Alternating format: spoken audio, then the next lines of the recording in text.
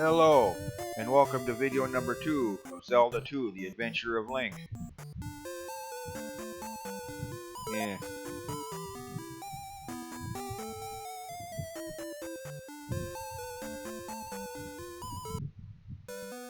And again, kind of cryptic, I guess, but yeah. Again, I'm kind of divided on that whole argument. I mean, I could see how people could say this is cryptic, but on the other hand, I kind to a degree like that they don't just smother you in tutorials and handhold and coddle you by telling you exactly where to look and insult your intelligence and yeah, frickin' yeah.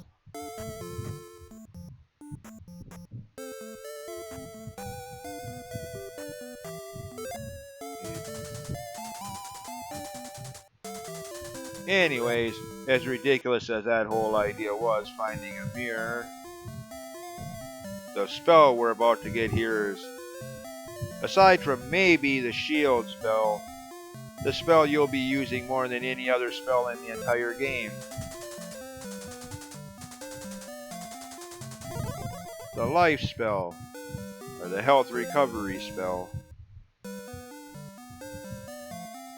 Granted, it only heals 3 bars of health on your 48 hit points, I guess you could say, but which kind of sucks that it's not full health recovery, but oh well.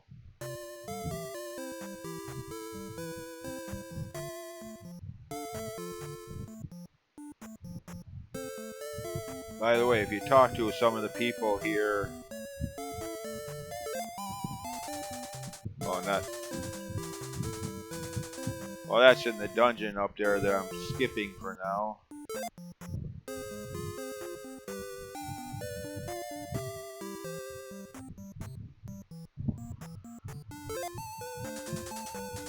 I know nothing. Well, some of the people here, you talk to them and they actually turn into bats. No kidding.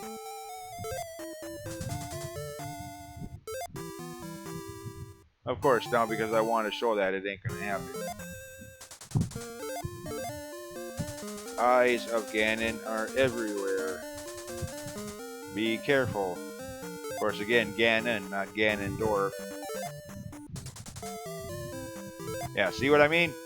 So yeah, which kind of sucks and kind of counterproductive because in playing a game for the first time or talking to people helps provide tips. Then to turn around and do that, punish you for trying to talk to people. Yeah, I kind of agree with the critics on that. That's kind of unfair. I mean, on a first playthrough, you naturally talk to anybody you see, hoping to get some tip. Yeah.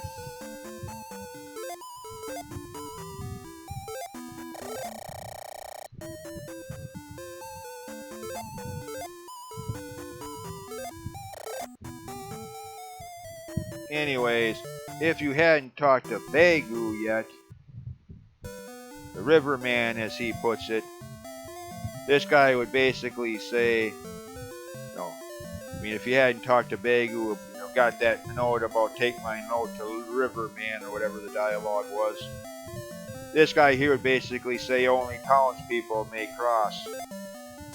But since I've done that, you know Begu, I can help. Now you go outside, and he lowers the drawbridge, basically put, allowing you access to Death Mountain, which is nothing like Death Mountain of later games, or even of the first game before this for that matter. Here it's a mazy network of caves, which the maze part of it is easy to navigate. Anytime like right now where there's a multiple choice of directions to go, always go right or east if you're thinking compass directions. And you'll never get lost. You'll always find your way through to the end. So much for the maze aspect. As for enemy difficulty, yeah, it starts out easy enough, but the further you get in, the more difficult the enemies get. And personally, I would highly suggest at least attack level 3, if not 4, before coming here.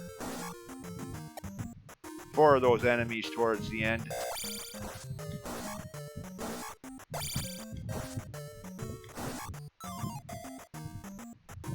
But yeah, it is kind of weird that they make you go through this so early. I mean, granted, you could have went to the second dungeon first and then did this after the second dungeon, but you're going to need to go through this before you can get anywhere near the third dungeon. So yeah, it is kind of weird that they make you go through this that early in the game, but oh well. The difficulty spike here is kind of unfair, I give you that. I mean, it's easy for me to try to defend it, but if I'm being completely honest, I died so many times here on my first playthrough. It's unreal.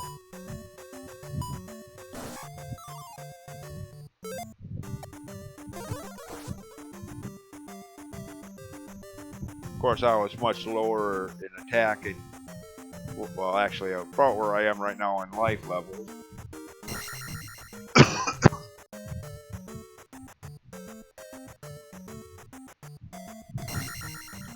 Didn't really take the time to level up though, because at the time in early 1989, well, at the time when I started playing it anyways, I hadn't really played any games where grinding was a thing. The first Dragon Quest game didn't come out until later, 1989. There may have been RPGs that predated that here in North America, but I had never played them. Like I said before, my first RPG, I mean true RPG, was Dragon Quest Dragon Warrior. So the whole idea of grinding for experience was kind of new when I played this for the first time in the first half of that year. Anyways, personal flashbacks aside, one of the enemies that are introduced here, Daira, as the instruction manual called them. Now, these point bags.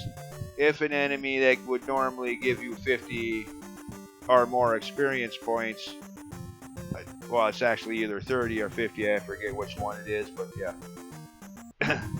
The point bags they drop will be 200. If it's an enemy that only gives you, like, say, 10 points of experience, he's only going to drop a 50 points bag. I mean, for years, I used to wonder what determines whether it's a 50 points or a 200 points bag that gets dropped. Somebody in a YouTube video explained that, and their theory seems to hold up. 30 points or higher is the determination. Same with the magic jars, by the way. Enemies that drop magic jars, if it's 30 experience points or less, it's a blue one that only replenishes 1 bar of magic.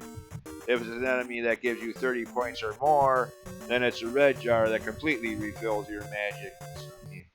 Anyways, yeah, that's something that I used to wonder for the longest time until somebody explained it just a few years ago, actually.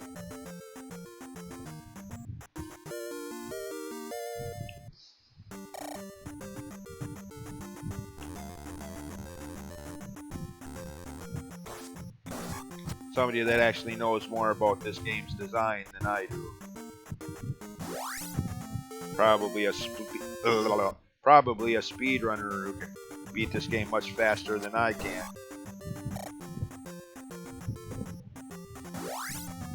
Anyways, I took a little detour there and went out of my way for a few more experience points.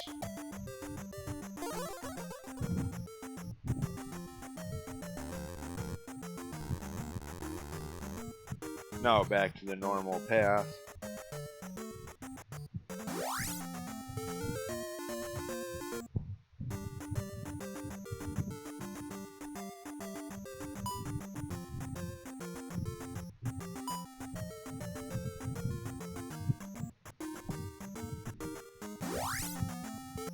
Okay.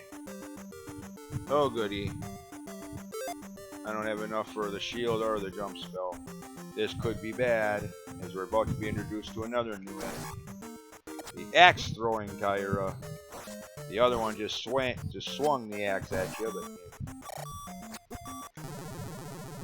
well, I made it this far without dying. And now I get now that I don't really need it anymore. got my magic replenished, so yeah. Don't really need that magic jar up there now. Thanks, game. Oh well.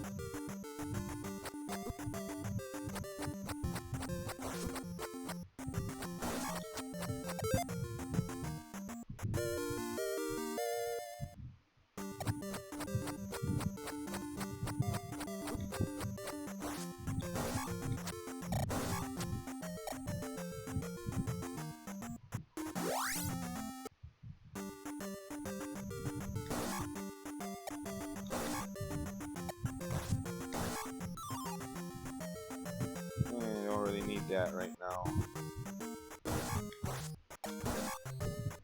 Okay, well.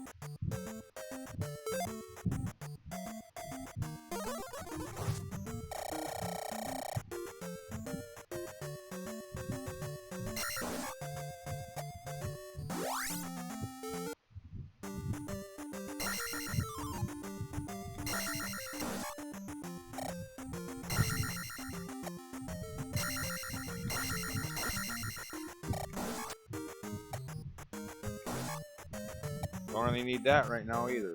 Save that for later. Alright, now, down there, I mean, wait a minute, is my, shoot. Yeah, okay, it's still capturing my mouse cursor. According to common theory, and it does seem to hold true to some degree, but down here is supposed to be like a scaled down version of the world map of the first game. I mean, the instruction manual, like I said, it does kind of hold true if I remember correctly. The instruction manual to the game did say something in the story backlog about how in the years since the first game the people moved across the mountains to the north. So here we are north of the first game, but yeah, the desert in the northeast corner, or northwest corner rather, where level 6 was. The desert, or the graveyard rather there, the desert here, and the lake. So yeah, it's supposed to, according to the theory, show how much larger the world of this game is in contrast to the first game, which I could kind of see being intended by developers. I mean, look at the second Dragon Quest game, how the entire world of the first one was just a small little island continent in the map of the second game. So yeah, I can kind of see that being intended and actually being more than just a fan theory here. Unlike the names of the sages in Ocarina of Time, because again, I highly doubt the developers, while making this game in 1986, had any, even the slightest inclination as to what Ocarina of Time was even going to be called, much less what it was going to be, back then. So yeah. Anyways. Oh yeah. Might want to use a shield spell for axe thrower here. Of course, I'm a little too aggressive with these guys. I should learn to avoid some of those axes a little more.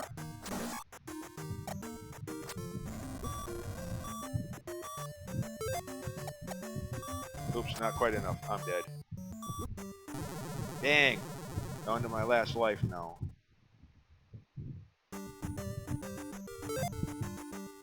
Yep, I am too. Damn. Well, I'm almost to what I came here for, so at least that's good. Almost to the end goal.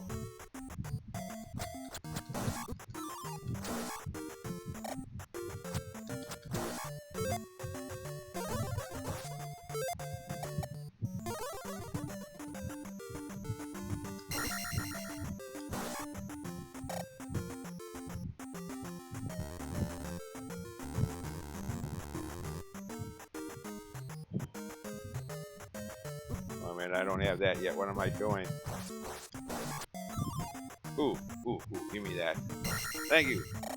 That helps drastically. Okay. Don't have the ability you pretty much need to defeat those things, since they're so low to the ground.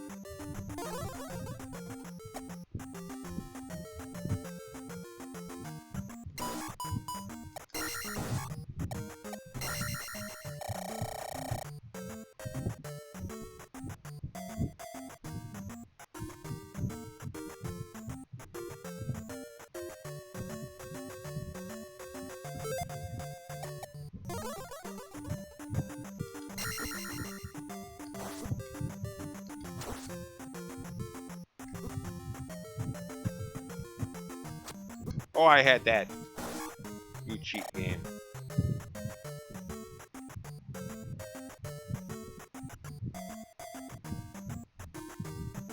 Watch out for him.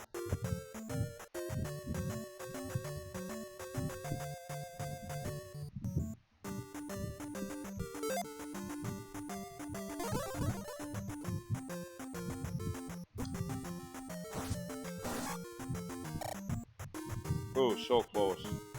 Alright, well for now, jump over him just to be sure to get what I came here for. Had to get all this way, go back empty-handed. The hammer, the reason you have to go through this so early in the game. Ah, there go all those experience points, damn it. Oh well. Of course, now that I have the hammer,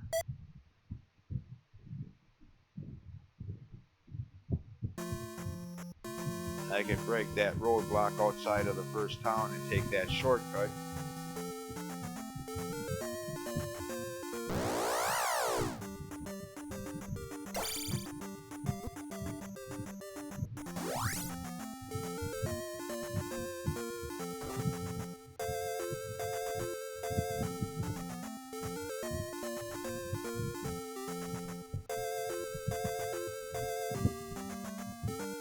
Alright.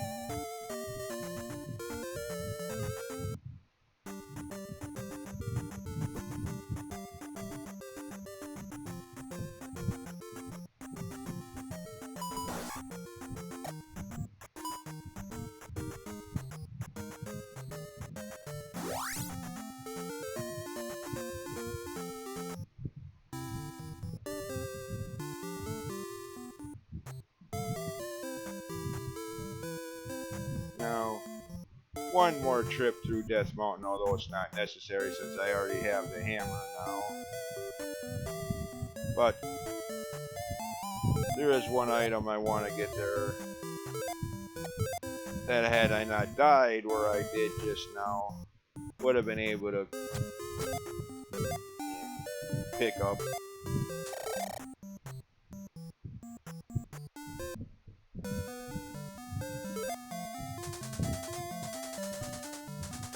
And again, I never said this was going to be a no-death playthrough. I mean, I'm good at the game, just not that good.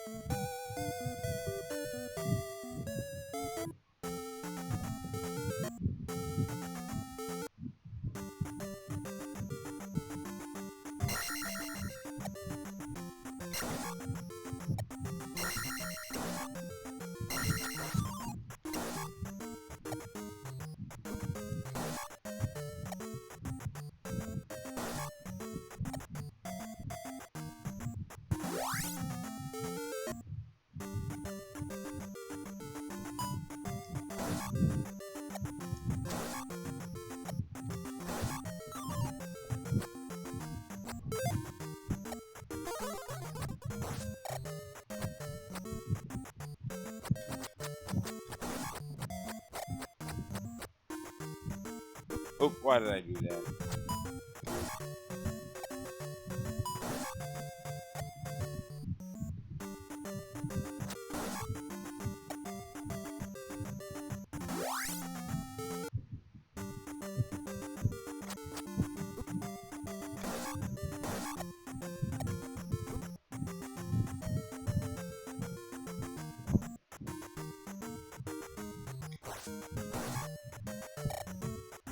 Again, pick up a few extra experience points here.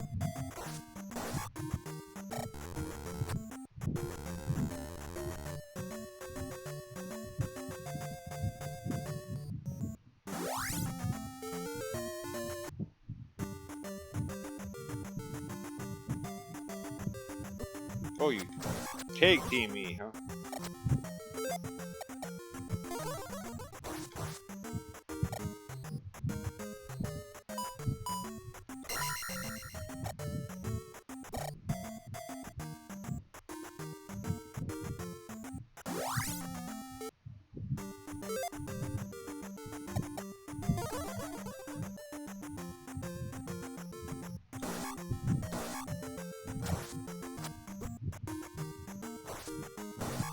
There. Already doing better than I did last time. I already had my first death on this screen last time. Granted, I don't have enough to get a jump spell to get up there. So I'm going to have to grind a little bit here. So I think it's every 6 enemies you kill, they drop either a points bag or a magic jar. And luckily these slime bots respawn. Most enemies won't, but there we go.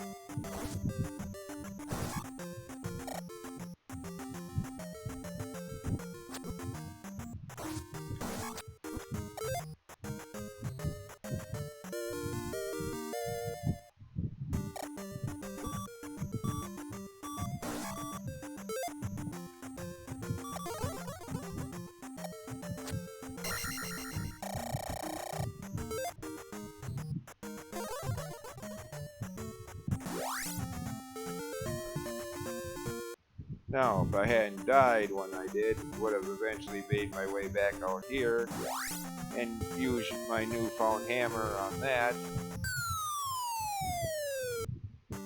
to get the second of the 4 extra hard magic containers.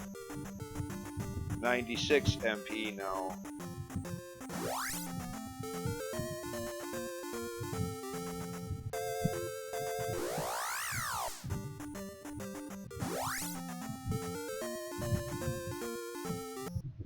And this can kind of suck. Enemy knockback if you don't time this right. Or if you miss the jump entirely, that sucks too.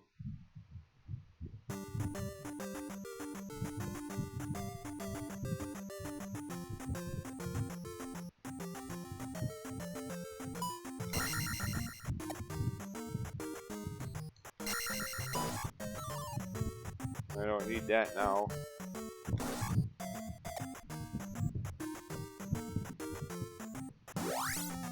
And that's it for Death Mountain. Definitely a difficulty spike in contrast to the first or second dungeon, but oh well.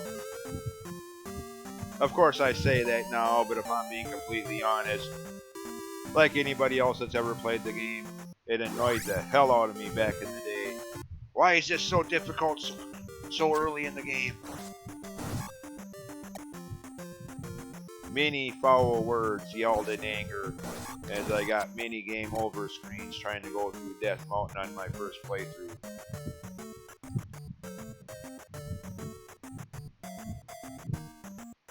And since I was still a teenager at the time, getting scolded by my mom for swearing.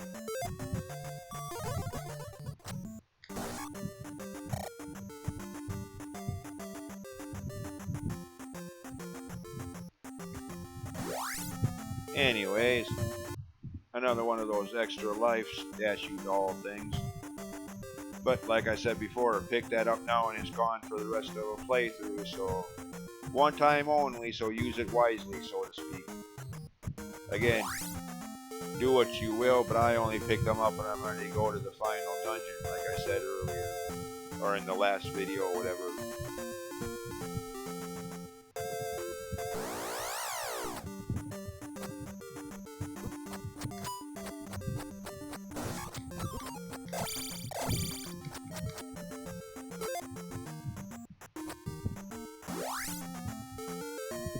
Actually, another town.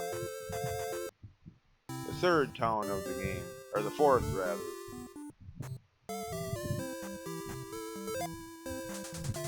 Harbor town of Mido. Well, he wasn't even a sage in Ocarina of Time. He was that bitter, resentful, spiteful little turd, Kokiri, that wouldn't let you see the Deku tree until you got the sword and shield at the start of the game. How did he get a town named after him? Of course, again, as people who want to cling to that idea come up with the theory that since this is on the Fallen Hero timeline, the events of the alternate events of Ocarina of Time, how the sages sealed Ganondorf instead of Link, that Mido somehow became legendary as being a part of that. Again, interesting theory, I give you that. But like I said, I just have my doubts that there was any intended connection here other than just using old names for new characters and places in new games. But again, it does make for some interesting theories. I give you that. How much of it is canon remains to be proven as far as I'm concerned. But anyways, ask Error of Ruto about the palace. Confirming, like I said in video 1, confirming that that guy's name is Error. And apparently, from what I've heard time and time again, people that want to say Error is a mistranslation. Apparently it's Bagu that's the mistranslation. His name was supposed to be Bug, Error and Bug. Computer glitches. Designer humor. Bagu just got mistranslated, be it intentionally or accidental. Or so says the theory.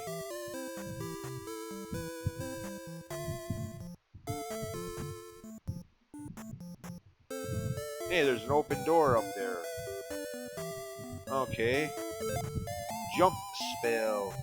Which by now you have or you wouldn't even be here.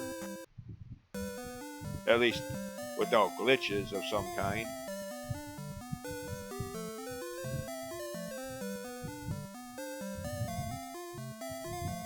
You're not the stereotypical Merlin wizard. What are you doing down here? When you jump, press downward to stab. What? A sword technique? Cool. Yeah.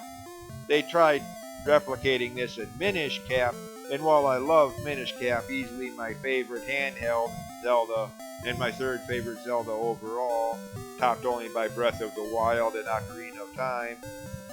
But, like I said, they tried replicating this in that game, but it's much, in my experience, in my opinion, it's much more annoying to pull off, and it's not as effective as it is here, so, yeah. Nice Zelda 2 reference, but, yeah. Well, nice Zelda 2 reference if that's what it's intended to be, but...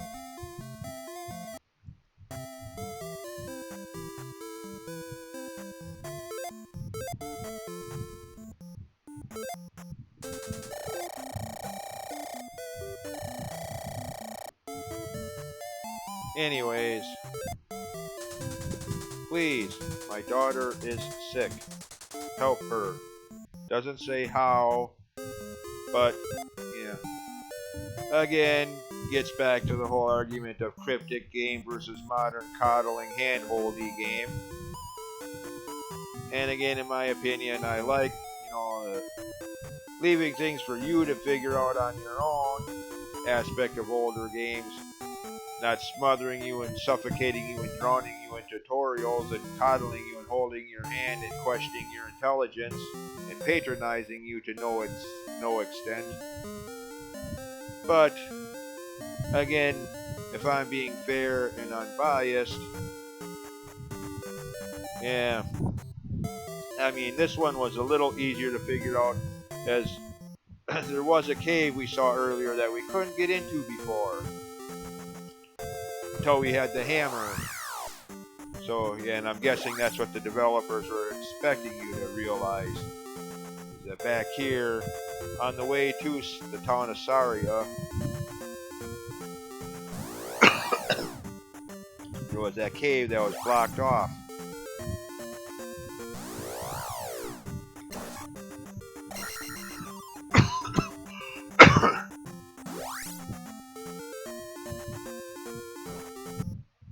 Oh, what we're looking for must be in here. Excuse me, sorry. Hopefully my coughing isn't too loud in the finished video.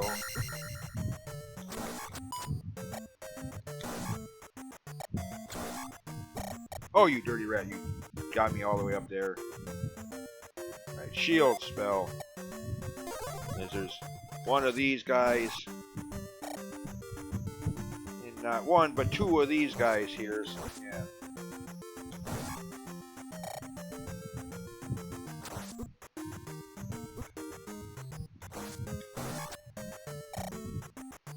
Hey, it's the red potion from the first Zelda game. Well, graphically, yes, but not the same thing in this game. It doesn't even show up on your inventory, so therefore you can't even use it. This is what you need to help that person back in Mido and gain access to that town's magic spell, so to speak.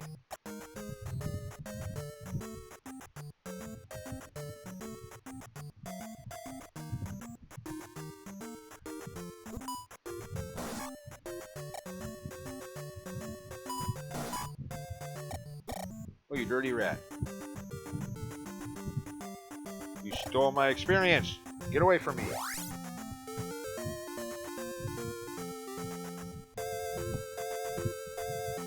Actually, no, not. Yeah, no, Cradola.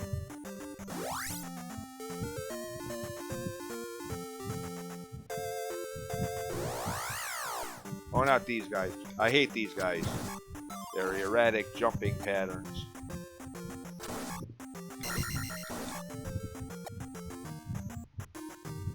Okay, that's not gonna... Actually, I still have one life left, so... Well, actually, that helps. Back to full health. Okay, here we go.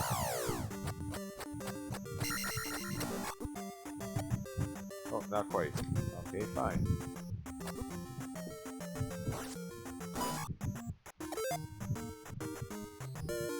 Life level 5, alright. There, now I won't have to worry about all those experience points going to waste if I end up somehow dying. Which, since I'm going to a town, isn't going to be a problem anytime soon.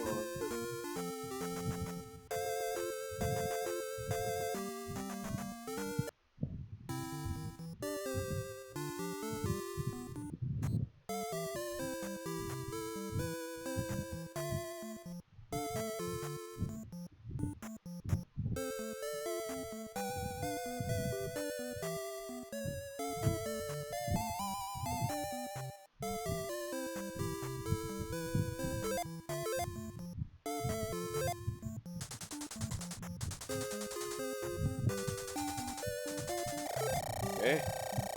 The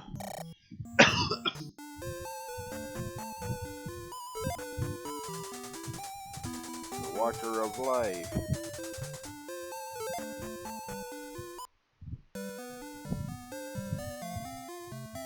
And again, where'd she go? And where's this daughter she spoke of? Why it was so imperative that we found that water of life. Where'd they go? Yeah.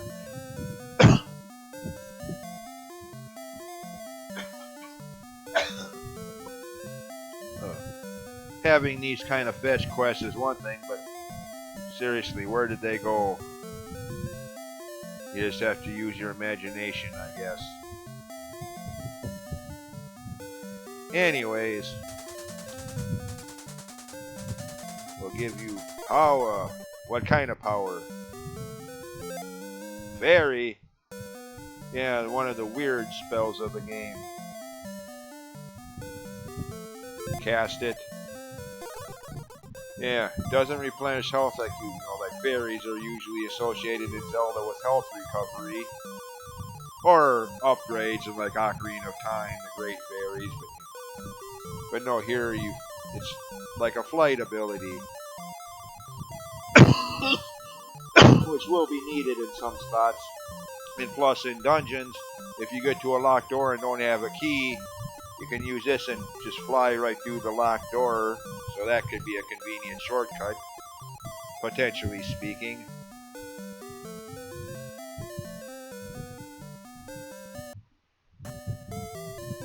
Anyways.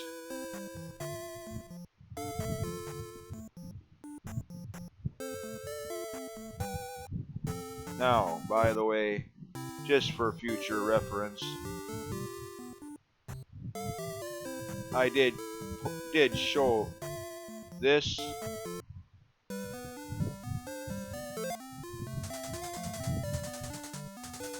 Ask Error of Ruto about the palace. The third dungeon, that is. Technically, I could do that, or heck, since I know what he has to say and know exactly how to get there, I could go to that palace now, but without having even been to the second dungeon, let alone get the dungeon item out of there.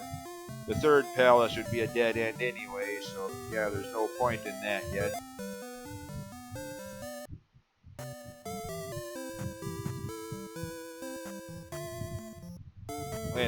Wait a minute, go back. Where was... Oh, never mind.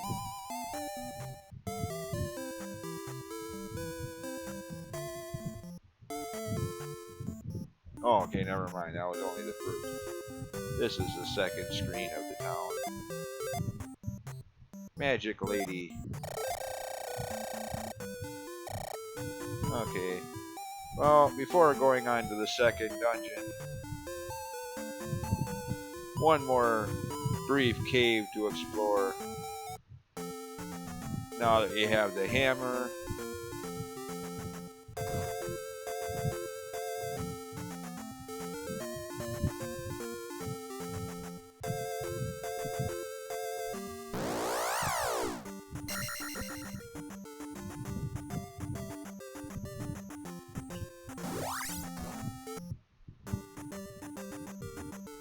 And that's how you're supposed to kill those. I mean, I've heard if you mash buttons long enough, you can kind of get an awkward angle and kill them without that, but...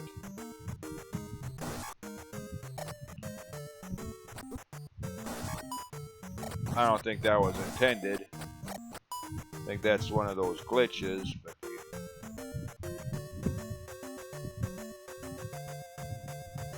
Alright, the second of 4 overworld heart containers.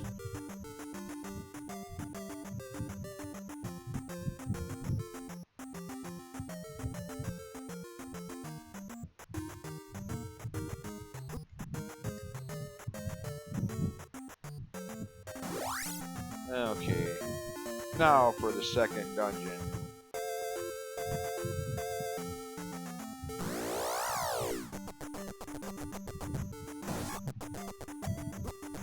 Oops.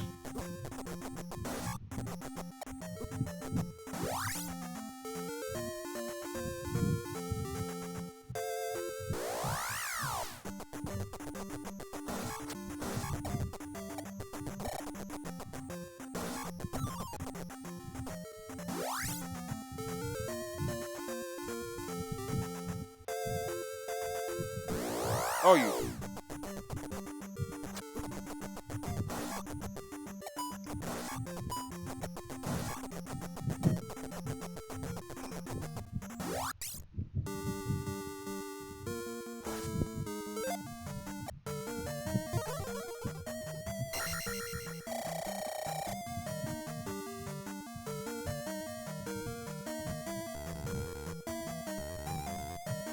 Actually, hold up.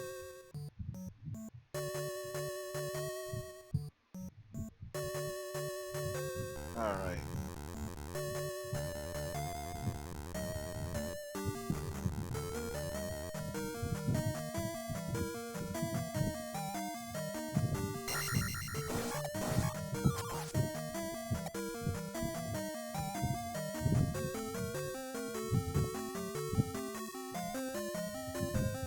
these guys again?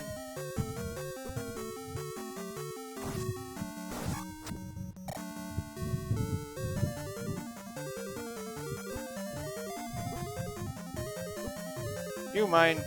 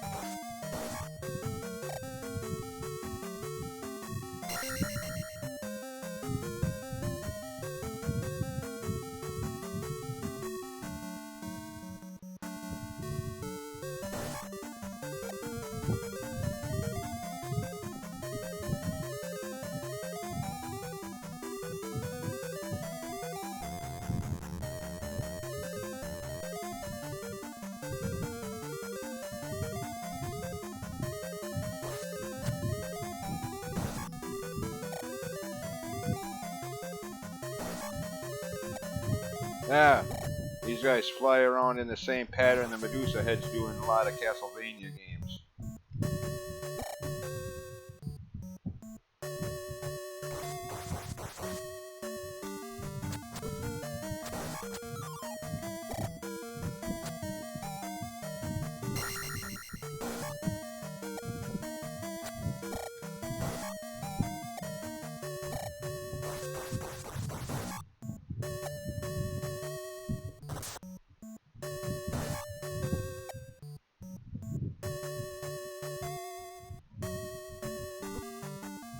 Wait for him to get out of the way. Try jumping there now, you're likely to get pushed into the lava. Okay, come on, dude. Make up your mind which way you're gonna go. Thank you.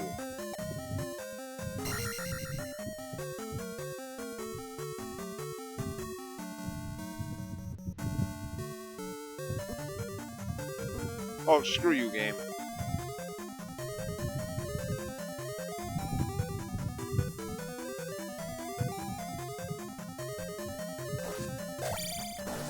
Oh, they only take 2 hits now.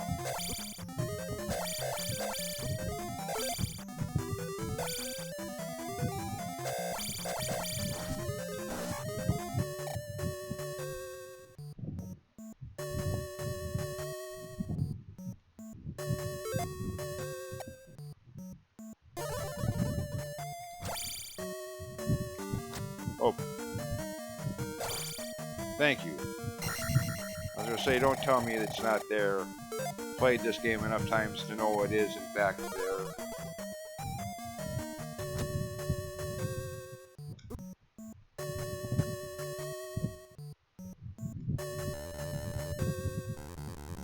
Alright, could go down this way, but without the dungeon item, it's going to be a dead end, so...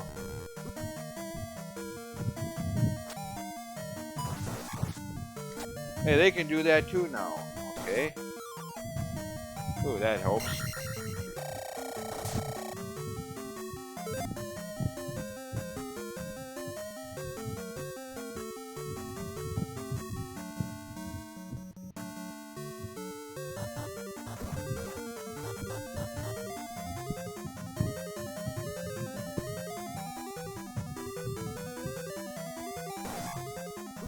Oh goody, red ones now.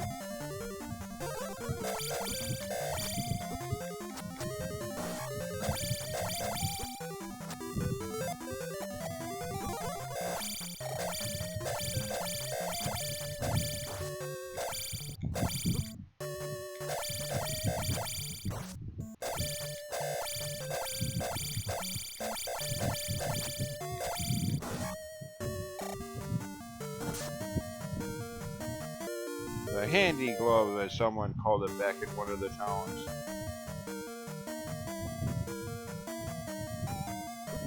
And the instruction manual confirms that. Not a power glove as it usually is in Zelda, but a handy glove.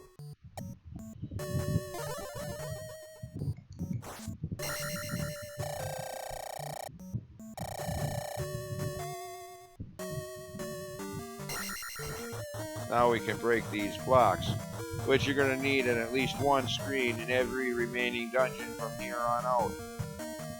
So yeah, that glove, one of the more important items of the game.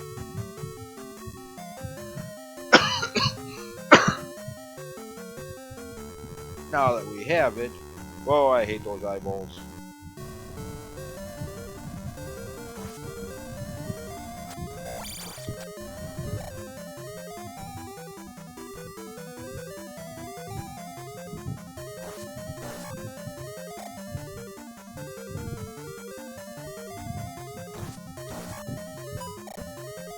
Yeah, now this is no longer a dead end.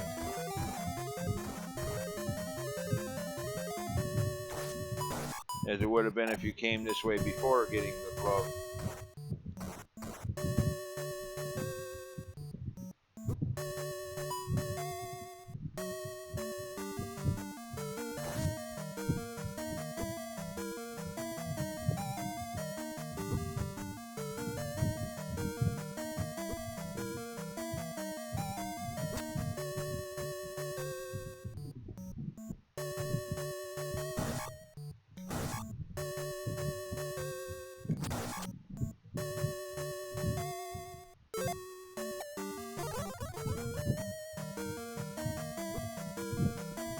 I'll cut that out. Oh, thank you, for once. Since there is no magic jar in this one, unlike level 1, where you had a screen that looked exactly the same except for the color palette swap, or however you put that in technical terminologies.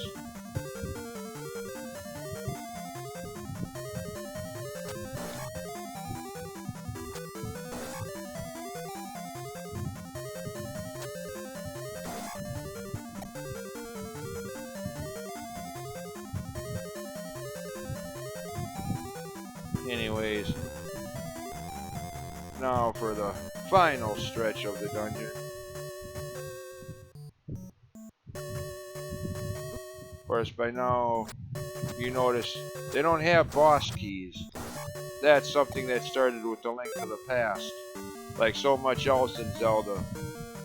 Started with that game.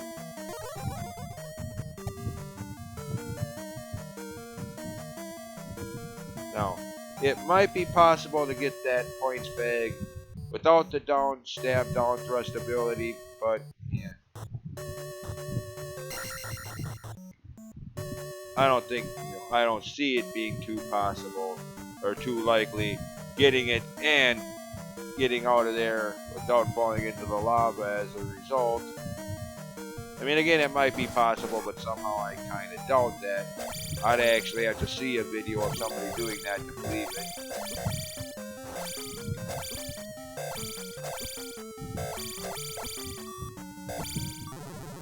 Oh, I hate those red ones.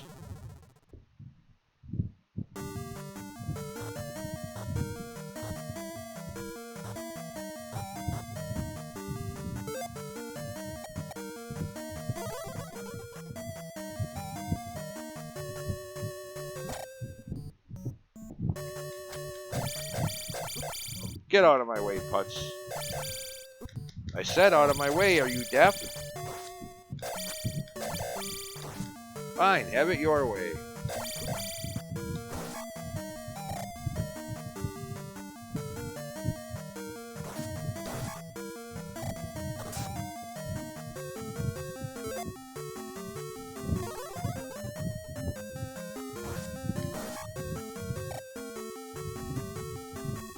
Another one.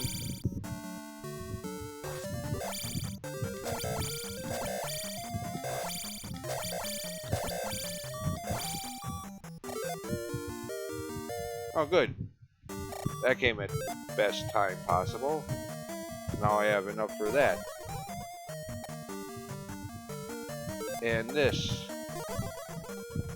before the next boss, who, if you haven't been through Death Mountain and all that stuff, got, you know, to the ton of Mido and got the down stab, down thrust ability, strategy wise you'd fight this boss the same way you did level 1 before. Time your jump so as you're landing you're hitting him in the head. But yeah.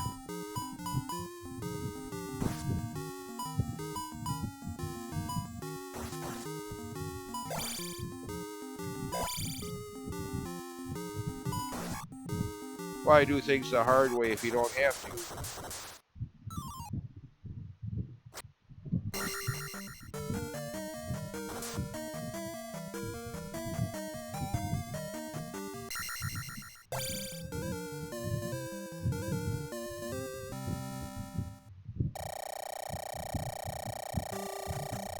Anyways, free level up. Yeah, since I'm on, what, my last life, I think. Yeah, I'm not going to risk it trying to go for more experience points and end up losing everything, so to speak. So I'll just take the life level up and call it a day. Now, the palace entrance freezes up or covers. It only will do that. Contrary to what some people will babble on about, it will only do that once you've completed the dungeon all around, got the item, and defeated the boss. If you just defeated the boss without finding the item, it will not do that. I mean, like this palace, for example. If you just defeated the boss but didn't find the glove, well, the rest of the playthrough would be impossible because, like I just said a few minutes ago, you're going to need that glove for at least one room in every dungeon from here on out. So in that case, you might as well just reset your game. So yeah. Nevertheless, some people insist that it can happen. And I say, with all due respect to you, my gaming friends, prove it. Talk is cheap. Make a video proving that it happens. Otherwise, shut your pie hole, I say with all due respect. Prove it or shut it.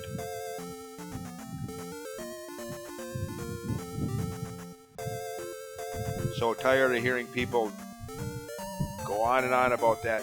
Never getting around to proving it though. Just saying that it has happened to them.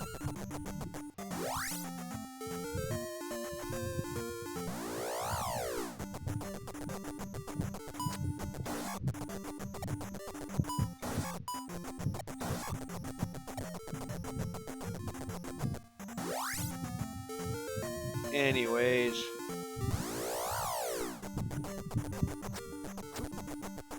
Actually.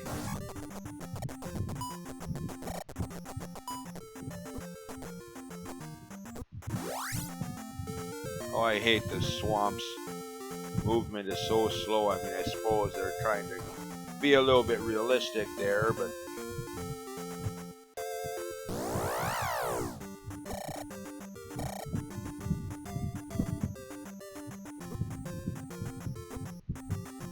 Come on. Today. Thank you. That was intentional, obviously. So I can save my game and call it a day or a video. See you next time when I make my way to and through, or to level through, or level 3 and complete it. Anyways, see you then. Thanks for watching and bye.